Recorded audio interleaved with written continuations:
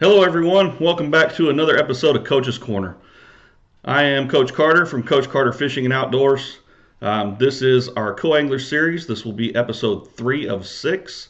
If you've been following along with the first couple episodes, we talked about all the things that it takes to get registered to become a co-angler in either the BFLs or the Bass Opens.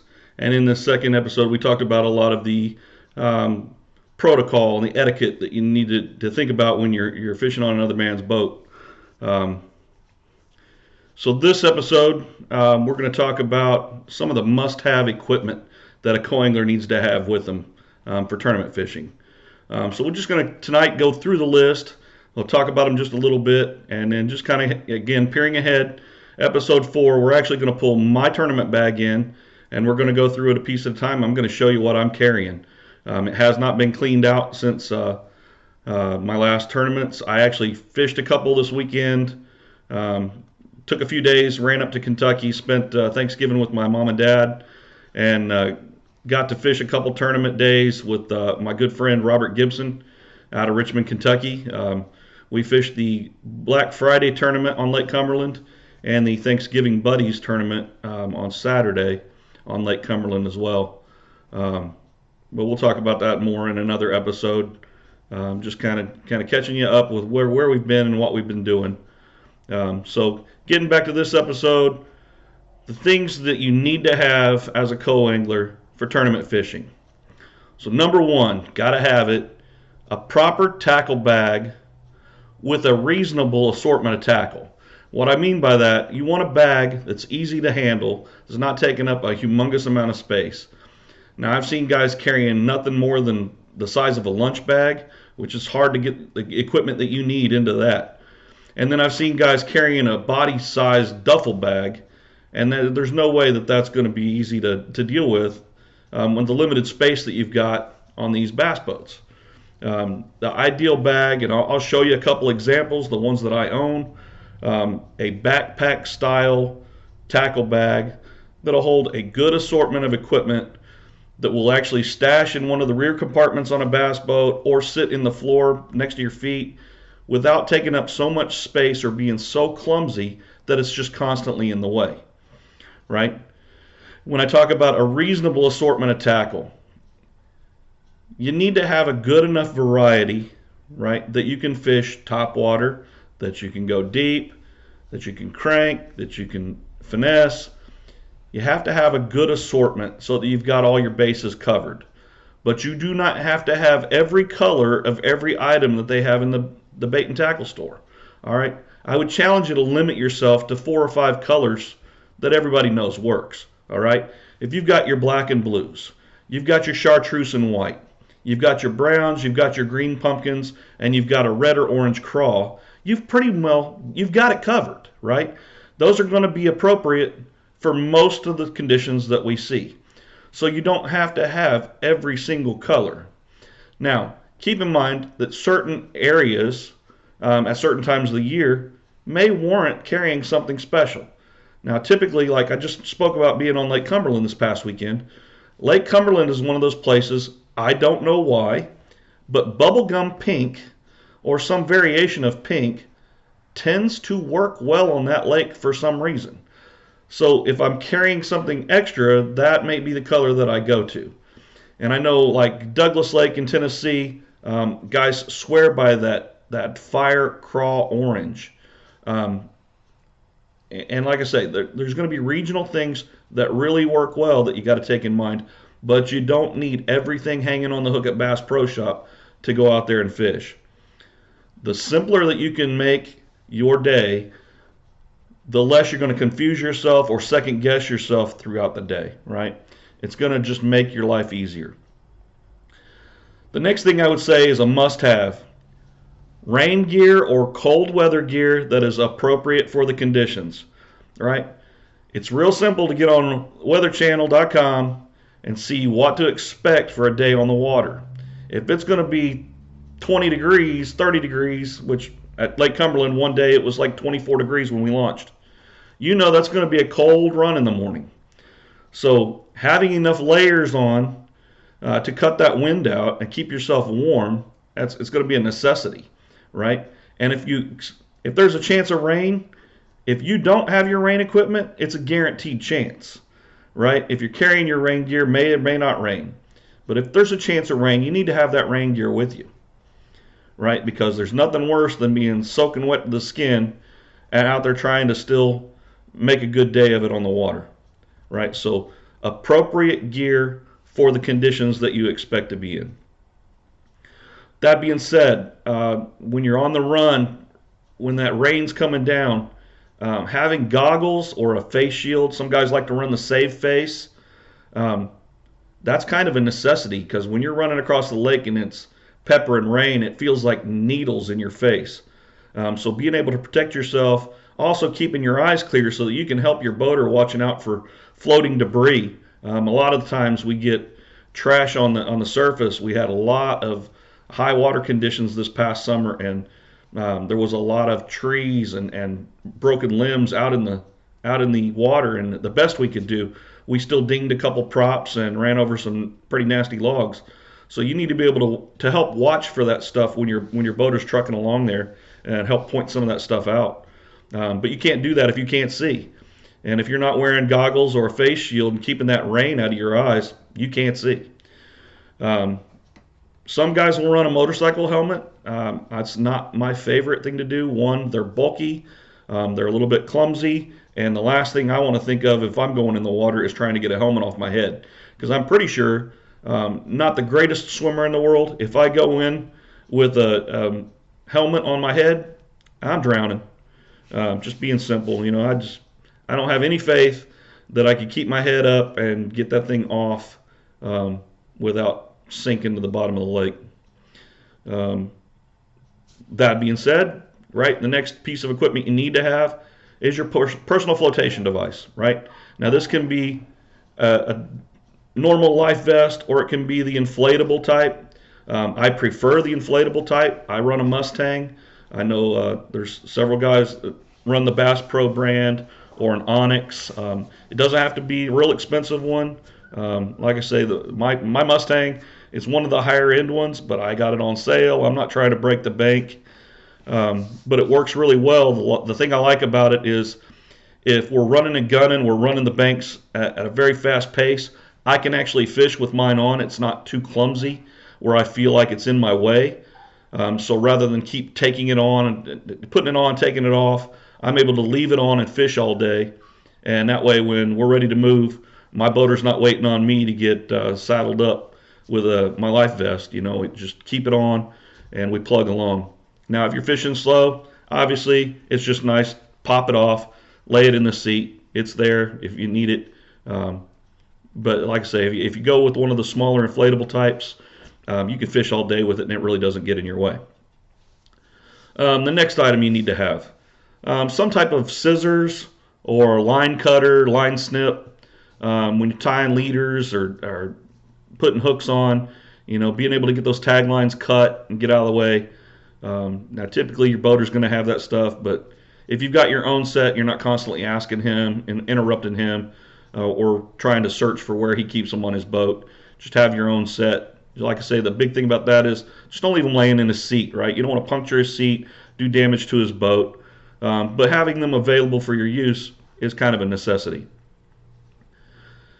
Next thing you need to think about having on hand, a set of cull tags. All right, I prefer the non-penetrating. There are organizations out there that require the non-penetrating. There are some that still don't mind if you use the sticking type. But like I say, conservation is a big deal with these fish, trying to keep them healthy. I prefer the non-penetrating type. That way you can securely put your cull tag on. It'll stay on in the live well, but it doesn't do any extra damage to the fish. Along with the cull tag, having a small digital scale or your balance beam for culling those fish. Now, I prefer a small digital scale. It doesn't quite take up as much space. Balance board's kind of bulky, gets in the way. And it's just simpler, right? If I can see the weight difference in digital scale, I don't have to wonder if I'm holding the board right or if something's off. Making sure that those fish are actually balanced out in a way that I'm getting the right fish to call. If you got a digital weight, then you ain't got to think about it. Another big one, sunscreen and proper SPF gear.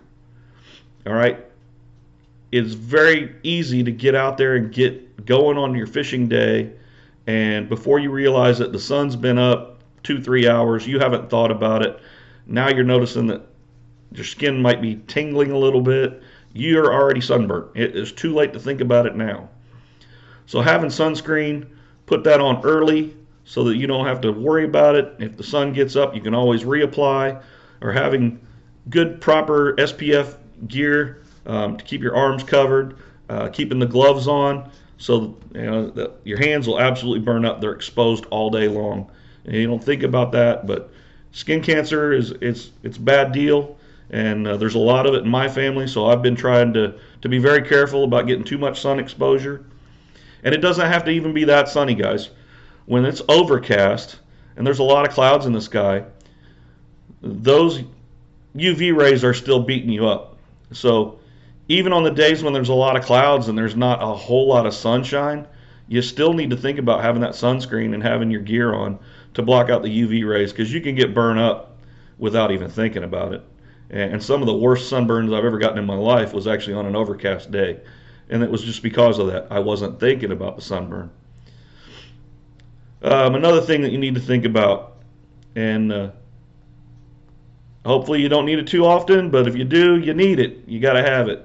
Having some type of toiletry kit or wipes. G-Man will tell you, dude wipes will change your life. Having that available, if nature calls, you got to have it. It's just one of those things. So think about that. It doesn't have to be real elaborate, just a small toiletry kit, a few wipes to get you through a day when you can't make it to the right facilities. We'll talk more about your rods. All right, I'll talk about a good assortment of rods. And I will tell you, limit yourself and choose wisely. Right? As a co-angler, you do not need to be carrying 10 or 12 rods. Right? It's just going to absolutely cause you delays, cause you aggravation. They're going to get tangled up. There's really not enough room. Most boats, 6 to 8 on that co-angler side is what they'll comfortably hold. I know a lot of guys have a hard time getting down, and I was one of those guys. Have a really hard time getting below 6 or 7. It's like, I gotta have 6 or 7 rods. And for the first 2 years that I've been co-angling, I keep trying to get less and less rods on the boat. I figured even though the days when I carried 7, I might have only used 4 of them. But I was fumbling around and fighting those. They get tangled up. They get, hooks get wrapped around line. The tips get in under each other's line. They're just aggravating. And the fewer that you can carry, the better. I'm actually going to try really hard next year to only carry 4 rods. And I really think if you're smart about choosing rods that are multi-purpose, that you can do multiple things with, where you just quickly tie on a different lure, or a trick that some friends of mine use, they'll actually carry a secondary reel that might have completely different setup as far as the pound test that they're carrying, so that you can do a quick swap from like a heavy test down to a small test by just switching out the reels, which is much easier than carrying a whole nother rod and reel combo setup. It's just, like I say, it just gets in your way. They're constantly getting tangled up. You really don't have room for all that stuff. And too many times, man, I see guys down at the boat ramp trying to meet their boater. They've got this duffel bag on there that looks like they're carrying 2 dead bodies, and they've got 10 or 12 rods. Don't do that to yourself. All right? I'm telling you, you do not have to do that. And whether you do or whether you don't, using rod socks, sleeves, lure covers, those kind of things will actually make your life so much easier, because it will keep the lines from getting twisted together. It'll keep your treble hooks from sticking into the carpet, into your pants, into your other rods and reels. It just simplifies your life. They're not really expensive. I highly recommend you use them. On your rod socks, if you don't have the type that have the elastic that hooks to your reel handle that will hold them on, either bring a little Velcro that you can wrap around all of the ends, or take them off before you do the run, because the wind will snatch those bad boys right off your rod. I can't even tell you how many. The ones I use don't have the elastic on them, and sometimes I forget to take them off. I've lost several on the lake. Once I started using the Velcro to kind of wrap around all of them, which there again, my buddy Robert Gibson got me onto that. It just keeps them on, keeps them tight together so that they don't blow away. That kind of stuff can save you some money. You know, rod socks aren't that expensive. The ones I use are like $7 a piece. But over the course of this past summer, I've probably lost 6 of them. If I'd been using the Velcro all along, that wouldn't have happened. If I'd have just taken them off and stowed them before that morning run, that wouldn't have happened. So just little things to think about that can make your life easier. All right, another thing you need to have, you can tuck it away in your bag if you're real smart about how you pack it. I actually do carry a separate lunch bag, but have some snacks and drinks that'll get you through the day. 8-9 hours out there plugging along, making 1,000 casts. You need to keep yourself hydrated, so having some water, having a soda and a sandwich, some crackers, some jerky, just enough stuff to get you through the day. If you've got room for it, throw an extra 1 or 2 in there, and so that you can offer your boater just anything that you can do to keep a good relationship with your boater. It's not a big deal. Offer them a sandwich and a drink. Most of them have already got it covered, but hey, they get busy too. If you got that guy that was running late and scrambling around, maybe he left his behind, didn't get a chance to make one. If you can offer him up a sandwich and a drink, all the better. You're helping things out. This last item I don't carry, but I heard, and I can't remember which video that I was watching when I got this one. But there's several co-angler videos out there, guys that have a lot of experience on the water. And this is one I hadn't really thought about. I've never had an issue on the water where my cell phone just completely wouldn't work. I know some lakes, you've got better cell reception than others. Typically, if you're tucked away in a cove and you got mountains all around you, it's going to be tough to get a signal. But most of the times out on open water, you'll still have a signal. But one of the suggestions that another guy had was a small waterproof VHF radio for emergencies. Now, I know they're not very expensive. I've looked at them. You can get one $50 to $80. Just real compact. Like I said, they're waterproof. They'll tuck away easy enough. It's something to consider. It's like I say, it's not something I carry, but I can't fault anyone for thinking that's a good idea. Like I say, make sure that you've got your tournament director's cell phone number in your cell phone. That's usually, I feel comfortable with that. And I've got a couple buddies out there on that water too, and I've always got their number. So if we run into something, typically I can get a hold of someone to let them know we've got an emergency. And it happens. I was on a boat, that was early this year, where we lost a motor. We were coming in for a weigh-in, and had the boat wide open on plane, and it just started making a lot of racket. And we had actually lost that engine. Had another one where late in the day the trolling motor had been going all day. We'd been in heavy wind conditions and ran the batteries down and didn't have good displays. Had another one, the cranking battery, same kind of deal, where we ran the cranking battery down enough that it wouldn't turn the motor over.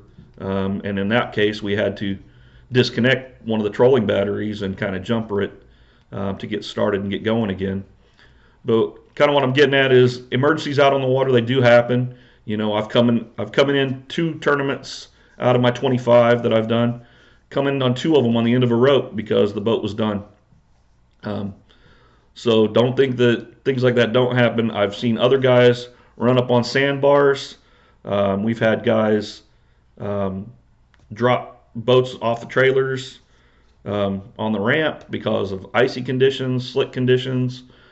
So always have some way to get a hold of someone when you need a hand. Whether that's the tournament director or whether that's one of your other buddies that are out there. Just have a way. Like I said, I think my cell phone's sufficient, but when someone made the suggestion of a VHF radio, small, waterproof, you can't fault them. That's not a bad idea. Um, so that's going to conclude the list that I have as far as co-angler needs. If anybody's got something that I haven't thought about, shoot it over to me. I'd love to hear it. I can add it in future videos. It's something I might need to consider myself. But that'll conclude this episode. If you would, give us a thumbs up, subscribe to the page. That way you'll be notified anytime we have new content. Our next episode in the Co-Angler series will be episode 4 of 6. And like I say, we're going to pull my tournament bag in, and I'm going to show you how much of this stuff I don't listen to. I still feel like I'm carrying too much. I think I can make life simpler on myself by weeding out some of the stuff that I carry. But I'll show it to you. We're going to go through it, the good, the bad, the ugly. I'll show you everything I've got in mind. Maybe it'll help you think about what type of bag to use, what kind of setup you need, as far as storage, labeling. We'll go through all of that, and hopefully, it'll give you something to think about and help you along the way. But I want to thank everyone for joining us tonight. Like I said, this concludes this episode. Please like and subscribe, and we'll see you on the next episode of Coach's Corner. Have a good night.